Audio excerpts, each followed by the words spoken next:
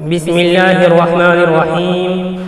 صرف 5 منٹ کا مدرسہ قرآن و حدیث کی روشنی میں۔ نمبر 1، اسلامی تاریخ۔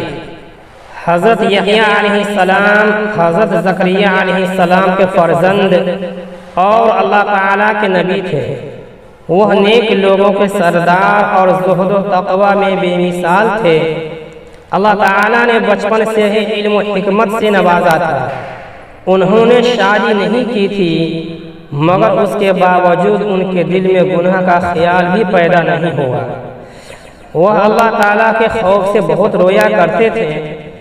اللہ تعالیٰ نے ان کو اور ان کی قوم کو صرف اپنی عبادت و پرستش یعنی نماز، روزہ کی پابندی اور صدقہ خیرات کرنے اور کثرت سے ذکر کرنے کا حکم دیا تھا۔ چنانچہ انہوں نے اپنی قوم کو بیت المقدس میں جمع کر کے اللہ کے اس پیغام کو سنایا۔ ان کی زندگی کا اہم کام حضرت عیسیٰ علیہ السلام کی آمد کی بشارت دینا اور رشد و ہدایت کے لیے راہ ہموار کرنا تھا۔ جب انہوں نے دعوت و تبلیغ کا کام شروع کیا اور اپنے بعد حضرت عیسیٰ علیہ السلام کے آنے کی خوشخبری سنائی تو ان کی بڑھتی ہوئی مقبولیت یہودی قوم کو برداشت نہ ہو سکی اور حجت بازی کر کے اس عظیم پیغمبر کو شہید کر ڈالا اور اپنے ہی ہاتھوں اپنی دنیا و آخرت کو برباد کر لیا۔ نمبر 2، حضور علیہ السلام کا معجزہ۔ حضرت نعمان بن بشیر رضی اللہ عنہ کی بہن بیان کرتی ہے کہ خندق کی کھدائی کے موقع پر میری والدہ محترمہ عمرہ بنت رواحہ نے مجھے بلایا اور میرے دامن میں ایک لب یعنی دونوں ہتھیلی بھر کر کھجور دی اور فرمایا، یہ اپنے والد اور اپنے ماموں عبداللہ بن رواحہ کو دے آؤ۔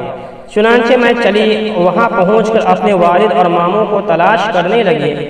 اتنے میں رسول اللہ صلی اللہ علیہ وسلم نے مجھے دیکھ لیا تو فرمایا، اے بیٹی ادھر آؤ۔ میں آپ صلی اللہ علیہ وسلم کے پاس پہنچی تو آپ نے پوچھا، یہ کیا ہے؟ میں نے کہا، یہ تھوڑی سی کھجور ہے، میری والدہ نے میرے والد اور میرے ماموں کے واسطے بھیجی ہے۔ تو حضور صلی اللہ علیہ وسلم نے فرمایا، میرے پاس لاؤ۔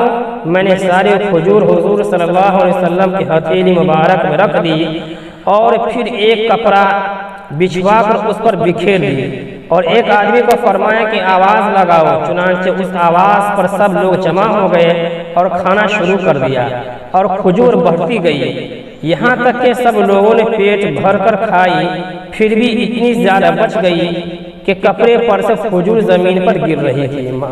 ماشاءاللہ۔ نمبر 3، ایک فرض کے بارے میں۔ رسول اللہ صلی اللہ علیہ وسلم نے فرمایا، اے لوگو، تم پر حج فرض کر دیا گیا ہے، لہذا اس کو ادا کرو۔ نمبر 4، ایک سنت کے بارے میں۔ رسول اللہ صلی اللہ علیہ وسلم کو جب کوئی رنج و غم پیش آتا تو آپ یہ دعا پڑھتے، یا حی یا قیوم برحمتک استغیث۔ ترجمہ، اے وہ ذات جو زندہ جاوید ہے اور تمام چیزوں کا تھامنے والا ہے، میں تیری رحمت کے امیدوار کے ساتھ تجھی سے فریاد کرتا ہوں۔ نمبر 5، ایک اہم عمل کی فضیلت۔ جب کوئی آدمی رات کو اٹھ کر اپنی بیوی کو بیدار کرتا ہے یعنی جگاتا ہے اور اگر اس پر نیند کا غلبہ ہو تو اس کے چہرے پر پانی چھڑک کر اٹھاتا ہے اور پھر دونوں اپنے گھر میں کھڑے ہو کر رات کا کچھ حصہ اللہ کی یاد میں گزارتے ہیں تو ان دونوں کی مغفرت کر دی جاتی ہے۔ نمبر 6، ایک گناہ کے بارے میں۔ قرآن میں اللہ تعالیٰ فرماتا ہے، بلا شبہ وہ لوگ جو اللہ سے پکا وعدہ کرنے کے بعد توڑ ڈالتے ہیں اور ان رشتے ناتوں کو بھی توڑ ڈالتے ہیں جن کو اللہ نے جوڑنے رکھنے کا حکم دیا ہے اور زمین میں فساد پھیلاتے پھرتے ہیں تو ایسے لوگ بڑے خسارے پانے والے میں سے ہیں۔